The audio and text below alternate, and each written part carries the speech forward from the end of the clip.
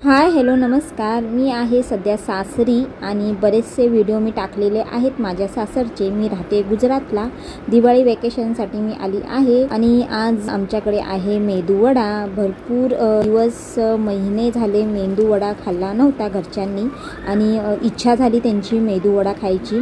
मी जेव्हा सासरी येते तेव्हा असे वेगवेगळे पदार्थ करून त्यांना खायला देत असते। तर मेदूवडा हा त्यांना खूप आवडतो मी केलेला। तर त्यांच्या सांगण्यानुसार मी आज पुन्हा करत आहे मेदूवडा। इडल्या वगैरे काही केलं नाही। मी विचारलं त्यांना की फक्त तुम्हाला मेदूवडाच खायचा आहे का, इडल्या डोसा किंवा उत्तप्पा असा काय कोणता प्रकार खायचा आहे? तर नाही म्हणाले सगळे, आम्हाला मेदूवडाच खायचा आहे। तर इथे सांबार केलेला आहे आणि मेदूवडा केलेला आहे। इडल्या वगैरे काही केल्या नाही। प्लस जी चटणी असे नारळाची तर एवढंच मी केलेलं आहे। तरी पण खूप वेळ लागला कारण जॉईंट फॅमिली आहे, त्यानुसार मग मला सगळं करावं लागतं जेवण वगैरे। आणि हेच पोट भरून खाणार होते सगळे। थोडासा मी भात लावला ज्यांना सांबाराबरोबर भात खायचा असेल, कारण आमच्या इथे असं आहे की भाताशिवाय जेवण पूर्ण होत नाही। मग ते सकाळी खावा किंवा संध्याकाळी खावा, तर भात खाल्लाच जातो। मी सोबतीला भात सुद्धा लावलेला थोडाफार, भात खायचा असेल ते भात खातील सांबाराबरोबर। तर इथे चटणी सुद्धा केली आहे बघा, ही 2 नारळाची मी चटणी केलेली आहे। खूप सुंदर टेस्टी झालेली चटणी, सांबार पण खूप सुंदर झालेलं। आणि इथे वडे तयार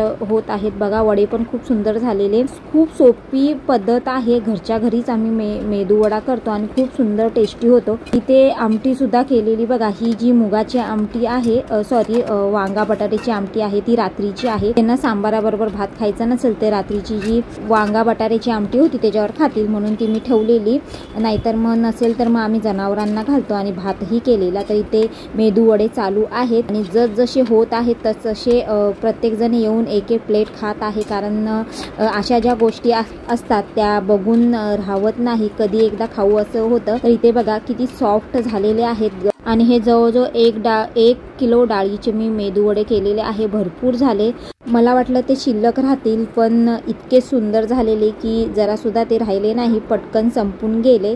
तर इथे दुपारची वेळ आहे आणि सोमवारी आमच्या घरामध्ये माझे दीर आणि माझे जे सासरे आहेत त्यांचा उपवास असतो। तर हे बाजारातनं आईने रताळं आणलेलं ते मी शेकत होती, म्हणजे तेलावरती थोडंसं तेल टाकायचं आणि असं या पद्धतीने रताळं झाकून ठेवायचं।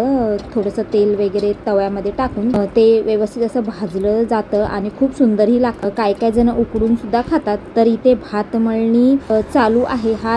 ही जी क्लिप आहे व्हिडिओची ती मी मिस केलेली, म्हणजे एखाद्या व्हिडिओमध्ये टाकायची राहिलेली, तर मी इथे ती जॉईन केलेली आहे। ही भात मळणीची मशीन आहे आणि इथे भात मळणं चालू आहे।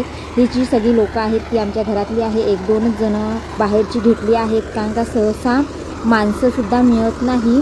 जेमतेम आम्हाला भेटली, कारण ज्याचा त्याचा भात मळणी किंवा शेतातली कामं वगैरे चालू असतात, त्याचं जो तो करायला बघत असतो, त्याच्यामुळे दुसऱ्यांच्या शेतात जाणं किंवा काम करणं त्यांना नाही जमत। आपलं धान्य कधी एकदाच घरात आणू असं होतं, त्यामुळे माणसंही भेटत नाही। इथे अर्धी माणसं तर आमच्या घरातलीच आहे आणि इथे मी आज घरामध्ये जेवण करते। तर हे जे शूट केलेलं आहे ते मिस्टरांनी केलं आहे। सहसा मला ह्या गोष्टी शूट करता येत नाही किंवा बाहेरही पडता येत नाही, घरामध्ये खूप कामं असतात। त्या पद्धतीने भात मळला जातो। हे मशीन दिसते बघा, जी बुट्टी दिसते त्यामध्ये भात आहे आणि या पद्धतीने तो मशीनमध्ये टाकून दुसऱ्या साईडने त्याचा कोंडा बाहेर पडतो। कोंडा म्हणजे पिंजार बाहेर पडतं आणि मग भात बाहेर येतो बघा। हा जो आहे तो भात आहे, तर जो झालेला आहे तो इथे ठेवलेला आहे आणि हा गरम आहे, थोडासा ओलसर आणि गरम असतो। तर तो थोडा सुकवावा लागतो, 1-4-5 दिवस व्यवस्थित सुकवावा लागतो।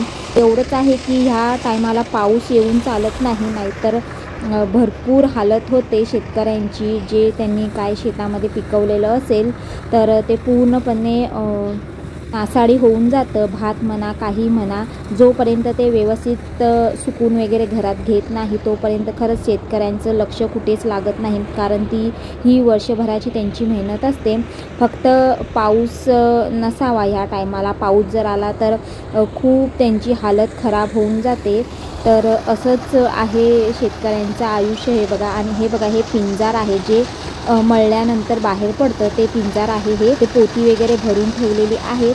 ही भात मळणीची मशीन आहे बघा, या पद्धतीने जिथे गोणी लावली आहे तिथे भात येत आहे, दिसत असेल तुम्हाला. इथे भात वगैरे भरला जातो.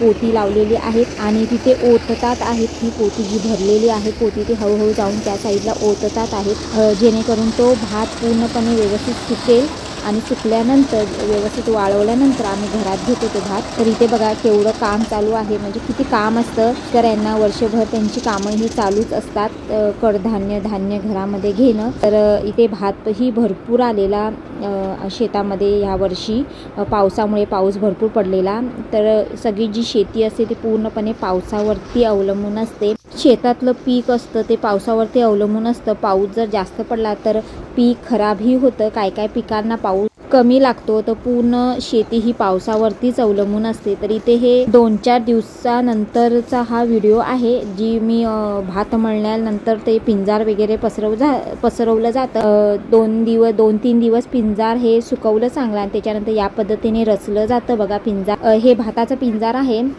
भात मळल्यानंतर पूर्णपणे सुकवून चांगलं कडकडीत उन्हामध्ये उलटं पलटं करून सुकवलं जातं आणि या पद्धतीने बघा एका साईडला ते रचलं जातं. आता हे फायनल आहे. हे रचल्यानंतर मग शेतकऱ्यांचं काम झालं. भात एकदा सुकला आणि तो घरात घेतला गोण्या वगैरे भरून, तर मग त्यांना काहीच टेन्शन नसतं भाताचं. मस्त 2-2.5 वर्ष ते खातात भात मस्तमध्ये. जसा भात आला असेल तुमचा त्या पद्धतीने. आता ह्या वर्षी आम्हाला भात जास्त मिळाला, पाऊस जास्त होता त्यामुळे, आणि पावसाची खूप चांगली कृपा झाली की जेव्हा भाताचं काम चालू होतं, मळणी म्हणा किंवा पिंजार पसरवणं वगैरे, तर त्यावेळी पाऊस पूर्णपणे गेलेला, त्यामुळे व्यवस्थित असं आम्हाला भाताचं काम करता आलं. तर इथे वळी घालण्याचं काम चालू आहे. बघा ही वळी जवळजवळ 1-1.5 वर्ष अशीच रचली म्हणजे राहते. यातलं थोडं थोडं पिंजार हे जनावरांना दिलं जातं, कारण आता सध्या हिरवळ आहे, पण उन्हाळ्यामध्ये जरासुद्धा हिरवळ नसते, गवत नसतं, त्यामुळे हेच पिंजार जनावरांना चारा म्हणून दिलं जातं. तेव्हा जास्त अशी हिरवळ नसते, त्यामुळे हे कामाला येतं पिंजार भाताचं. आणि बाकीच्या ज्या काही थोड्याफार हिरव्या गोष्टी असतील, गवत वगैरे थोडंफार असेल, तर ते आणि हे या पद्धतीने असं दिलं जातं.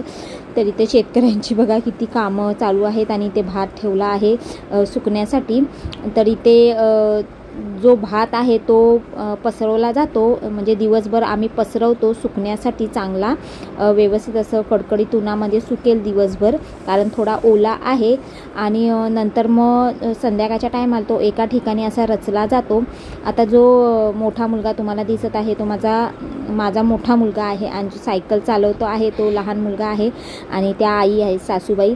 तरी ते संध्याकाळची वेळ आहे आणि भात हा पूर्णपणे पसरवलेला सुकण्यासाठी व्यवस्थित असा भात पसरवला वगैरे आहे. हे सगळे व्हिडिओ मी ऑलरेडी टाकलेले आहेत मागच्या काही व्हिडिओमध्ये, ब्लॉग व्हिडिओमध्ये.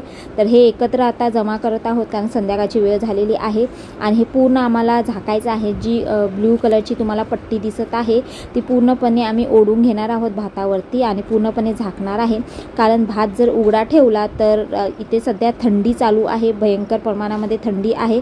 तर रात्रीच्या वेळी मग जवळजवळ 5 नंतर थंडी चालू होते, तेव्हा मग जे धुकं असतात, दवं असतात, ती मग भातावर पूर्णपणे पडली जातात. त्याच्यामुळे भात आणखी ओला होतो आणि ओला झाल्यामुळे तो पुन्हा आम्हाला जास्त दिवस असा सुकवला जातो.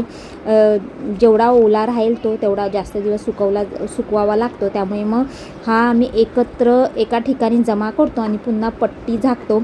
म्हणजे हे जोपर्यंत भात बाहेर आहे सुकवण्यासाठी तोपर्यंत हे असंच करावं लागतं. दिवसभर पूर्ण भात पसरावा लागतो. म्हणजे सकाळी ऊन पडलं चांगलं असं 8-9 वाजता, तर पूर्ण भात आम्ही पसरवतो, प्लेन करतो सुकण्यासाठी. आणि संध्याकाळ झाली की मग पुन्हा आम्ही तो भात एकत्र करून ती पट्टी वगैरे झाकतो, कारण रात्रभर ते दव वगैरे पडतात त्याच्यावरती आणि मग पुन्हा ओला होतो भात. तर इथे सगळ्यांची 65 खाण्याची इच्छा झालेली, चिकन 65. खूप वेळा आम्ही घरामध्ये करतो चिकन 65, खूप सुंदर होतं. तर एवढी जणं आहेत आम्ही, एवढी सगळी एकत्र जॉईंट फॅमिली आहे, एवढी जणं आहेत, त्याच्यामुळे मग चिकनही त्याप्रमाणे आणलेलं तुम्हाला दिसत असेल. तर इथे सगळे मसाले वगैरे लावलेले आहेत, कॉर्नफ्लॉवर, मैदा आणि जे काही सॉसेस वगैरे असेल ते सगळे टाकल्यानंतर मुरण्यासाठी 10 मिनटं ठेवावे लागतात. 10-15 मिनटं किंवा अर्धा तास ठेवला तरी जातो. तर इथे मुलांना खूप घाई झालेली खाण्याची. खूप दिवसांनी आम्ही चिकन 65 करत आहोत. तर मी गुजरातला जेव्हा जाईल तेव्हा तुम्हाला ही रेसिपी नक्की शेअर करेल. खूप सुंदर होतात. जशी आपण बाहेर खातो तसेच सेम चिकन 65 होतात. तर इथे मी तळून घेत आहे आणि गरमागरम मस्त मुलं खायला बसली आहे चिकन 65. आम्ही जेव्हा एकत्र येतो तेव्हा ह्या गोष्टी होत असतात असे मी बरेचशा व्हिडिओमध्ये सांगितलं आहे. त्यामुळे मी सॉस वगैरे जास्तीचे घेऊन येत असते इकडे, मिळतील नाही मिळतील म्हणून. आणि आमची जॉईंट फॅमिली असल्यामुळे मेंबरही भरपूर आहेत. तर हे पुरवता येत नाही म्हणून आम्ही हे घरीच जास्तीत जास्त गोष्टी या घरीच करून खात असतो. अशा ज्या गोष्टी असतात त्या चिकन 65 म्हणा किंवा मंचुरियन म्हणा. मंचुरियनची मग रेसिपी मी अपलोड केलेली आहे. म्हणजे ज्या काही रेसिपी होतात त्या मी दाखवलेल्या आहेत सगळ्या. तर इथे चिकन 65 रेडी झालेलं आहे आणि मुलं मस्त तुटून पडलेले आहेत खाण्यासाठी. दिवसभर इकडे तिकडे धावपळ वगैरे प्लस थोडीफार कामंही असतात. तर मोठ्यांप्रमाणे लहान मुलंही खूप थकून जातात. कधी एकदा संध्याकाळचं जेवू किंवा काहीतरी खाऊ आणि झोपू असं होतं. सगळेच खाणार होते त्यामुळे जास्त प्रमाणातच आम्ही चिकन 65 केलेलं. तर आमटी भात आणि चिकन 65 असं होतं. घरामध्ये आम्ही सगळेजण नॉनव्हेज खाणारे आहोत. फक्त आई खात नाही, म्हणजेच माझ्या सासूबाई. आणि मलाही जास्त प्रमाणात आवडत नाही नॉनव्हेज. तेवढेच 2-3 प्रकार आवडतात.